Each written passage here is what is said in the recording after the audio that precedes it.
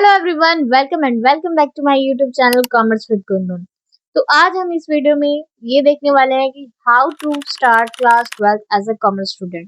तो हमें कौन कौन सी बातें शुरुआत में ध्यान रखनी चाहिए जिससे हम लास्ट में बोर्ड के समय में पैनिक ना हो और हमें जो हमारे नोट्स है वो रेडी हो और सब हमारे कॉन्सेप्ट जो है क्लियर हो। तो हमें कौन कौन सी बातें ध्यान में रखनी चाहिए तो वो इस वीडियो में हम जानेंगे। तो let's get started this video. तो पहला कि आपको पढ़ना कैसे है। अगर आप ऑफलाइन कोचिंग जाते हैं या आप ऑनलाइन कोचिंग जाते हैं या आप सेल्फ स्टडी कर रहे हैं, तो अगर आप ऑफलाइन कोचिंग जाते हैं तो वो आपके टीचर्स हैं वहां के, तो वो आपको उस तरीके से आपको पढ़ना पड़ेगा जैसे वो पढ़ा रहे हैं।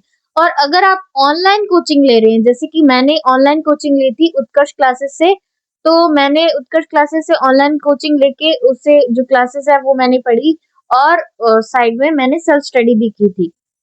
तो अगर आप ऑनलाइन कोचिंग ले रहे हैं तो उत्कर्ष क्लासेस आप ले सकते हैं, और अगर आप कोई दूसरी क्लासेस है आपको समझ आता है तो आप वहां से भी ले सकते हैं। तो ये ऑनलाइन कोचिंग की बात रही कि आपको साथ साथ में क्लासेस भी देखनी है। ऐसा नहीं कि हम जैसे क्लासेस देखते हैं तो हम सोचते हैं कि हमारी पढ़ाई हो रही है, लेकिन ये हमारी असली पढ़ाई नहीं है। जो हम खुद से पढ़ेंगे, खुद से कॉन्सेप्ट को समझेंगे, वही हमारी असली पढ़ाई है और वही सेल्फ स्टडी मानी जाएगी। तो उस पर आपको ज्यादा फोकस करना है।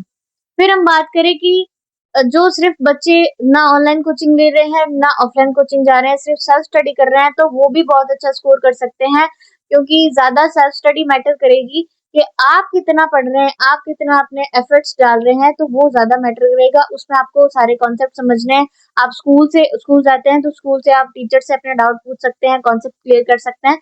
तो आपको ये करना है।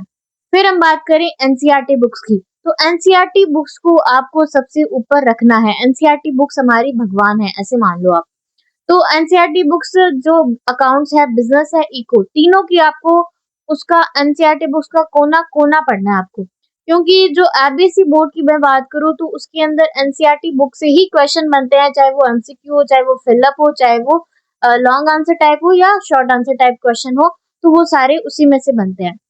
तो एनसीईआरटी बुक्स को आपको पूरा प्रॉपर पढ़ना है, लाइन टू लाइन।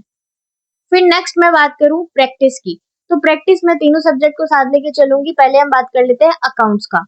तो अकाउंट्स में पहले आपको कॉन्सेप्ट क्लियर करना है कि कैसे कैसे सवाल हो रहा है, कैसे क्या थ्योरी है, वो सारा आपको कॉन्सेप्ट आराम से पढ़ना है।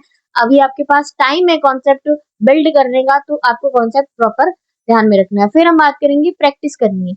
प्रैक्टिस करते करते आपको साइड में एक मिस्टेक बुक भी बनानी है, ताकि जो भी आपकी मिस्टेक हो तो आप वो मिस्टेक बुक में लिख ले, ताकि जब एग्जाम टाइम आएगा तब आपकी बहुत काम आएगी। जब भी कोई सिली मिस्टेक्स होगी तो आपको उसमें उसमें पता चल जाएगा कि मैं कौन-कौन से कहाँ-कहाँ पर गलती हो रही है, तो वो आपकी सिली मिस्टेक्स उससे नहीं होगी। तो आपको मिस्टेक्स उस अभी से बनानी है, शुरू से ही बनानी है।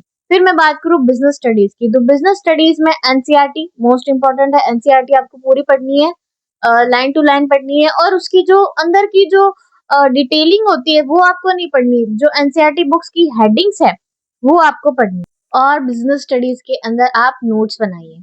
नोट्स बहुत मायने रखते हैं बिजनेस स्टडीज के अंदर। शॉर्ट नोट्स भी मैंने अपने चैनल पे अपलोड किए हुए हैं, तो वहां पे जाके आप देख सकते हैं शॉर्ट नोट्स कैसे बनाने हैं। और अगर आपको नोट्स बनाने का कि शॉर्ट नोट्स कैसे बनाते हैं, लॉन्ग नोट्स कैसे बनाते हैं, मैंने कैसे बनाए हैं, तो वो उसके लिए अगर आपको इसके लिए एक अलग सेपरेट वीडियो चाहिए तो कमेंट में कर दीजिए यस, तो मैं उसके लिए भी एक सेपरेट वीडियो बना दूंगी। फिर हम बात करते हैं इकोनॉमिक्स। इकोनॉमिक्स में कैसे तैयार करना है, तो इकोनॉमिक्स के अंदर आपके जो ग्राफ हैं, जो फॉर्मूला हैं और जो आपके डेफिनेशंस है, तो आपको उसके मिनी मिनी नोट्स बनाने हैं, जैसे किसने वो परिभाषा दी। और ये जब आप लिखते हैं अपने आंसर में तो उसका एक अलग इम्पैक्ट पड़ता है एग्जामिनर पे। तो वो आपको छोटी छोटी बातें आपको उस पर ध्यान रखनी है, और इसमें भी आपको कॉन्सेप्ट पर ज्यादा ध्यान देना है इकोनॉमिक्स के अंदर। क्योंकि जब हमें कॉन्सेप्ट समझ नहीं आता तो हम कैसे आंसर लिखना है तो वो भी हमें समझ नहीं आता, तो इसके अंदर हमें कॉन्सेप्ट पर ध्यान देना है। फिर आपको जो ग्राफ है तो वो आप ग्राफ की अलग कॉपी बना सकते हैं। मैं भी आपको जो सारे ग्राफ है वो भी आपको प्रोवाइड करूंगी, तो उसकी आप टेंशन मत लेना। तो यहाँ तक हमने बात की कि कॉन्सेप्ट तो हमें क्लियर रखनी है। फिर अब बात आती है नोट्स बनाने की। नोट्स कैसे बनाने, तो नोट्स आपको जहां तक हो आप खुद से बनाइए, क्योंकि आपको पता है कि मुझे क्या नहीं आता और क्या मुझे लिखना है, कैसे लिखना है, मैं कैसे एग्जाम में लिखूंगा।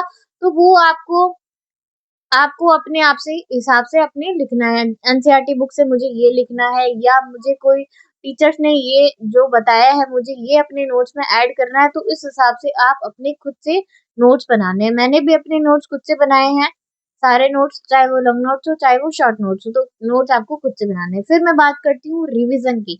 रिविजन बहुत इंपॉर्टेंट है। रिविजन आपको कैसे करना है? जैसे आपने अकाउंट का एक चैप्टर कर लिया, तो उसका रिवीजन आप अकाउंट का एक चैप्टर कर लिया, दूसरा चैप्टर स्टार्ट करने से पहले आपको अकाउंट के पहले चैप्टर का रिवीजन जरूर करना है। चाहे कुछ भी हो जाए, पहले आपको दूसरा चैप्टर स्टार्ट नहीं करना, पहले फर्स्ट चैप्टर का रिवीजन किया फिर ही हम सेकंड चैप्टर स्टार्ट करेंगे। इससे आपका रिवीजन भी होता रहेगा और साथ साथ में जो आपने पीछे वाली चीजें पढ़ी हैं वो आप भूलेंगे भी नहीं। तो रिवीजन बहुत ज्यादा मैटर करता है। चाहे आपने कितना भी पढ़ा हो लेकिन रिवीजन नहीं किया तो वो आपका कोई फायदा नहीं करेगा। तो रिवीजन आपको जरूर करना है, शुरू से ही आपको आदत बना लेनी है रिवीजन करने की।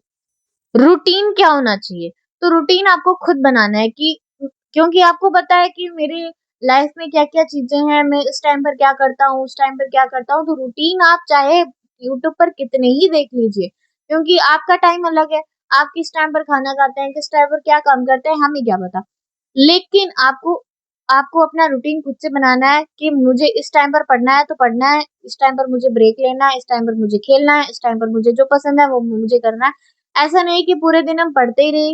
हमें जो खेलना है या जो हमें करना पसंद है, साथ-साथ में हमें खेलना भी है और हमें मस्ती से अपनी पढ़ाई भी करनी है। क्योंकि हम जब फ्रेश माइंड से पढ़ते हैं तो वो हमारे दिमाग में ज़्यादा लंबे समय तक रहता है। तो आपको आराम से पढ़ना है क्योंकि अभी आपके पास टाइम है थोड़ा। फिर ये सारी बातें तो हो गई हमें कैसे पढ़ना है, और उसके अंदर जो सबसे चार चांद लगाने वाली बात है वो है कंसिस्टेंसी। रोज आपको पढ़ना है, भले ही थोड़ा पढ़ो, भले ही आप ज्यादा पढ़ते हो तो और ही अच्छी बात है। अगर थोड़ा भी पढ़ते हो तो आपको रोज पढ़ना है। चाहे आप 2 घंटे पढ़ते हो तो रोज आपको 2 घंटे पढ़ना है या 1 घंटे पढ़ना है, पर पढ़ना रोज है। कंसिस्टेंसी मैटर करती है, चाहे आप कितनी ही, जैसे आपने एक दिन पढ़ा अगले दिन नहीं पढ़ा तो ये आपका कोई वो फ़ायदा नहीं करेगा। तो आपको रोज़ पढ़ना है। फिर लास्ट में आपका जो भी गोल है वो आप स्टडी रूम में जहाँ पर आप पढ़ते हैं तो वहाँ पर एक स्टिकी नोट्स में या एक पेपर में लिखकर आपको चिपका लेना है। जैसे कि मैंने यहाँ पे पोस्ट भी डाली थी कि मैंने जब क्लास 12th की तैयारी कर रही थी तो मैंने कैसे स्टिकी नोट चिपका रखे थे। क्योंकि आपके जो सामने दिखता है वो आपके दिमाग में फिट हो जाता है कि हाँ, मुझे ये करना है तो करना ही है।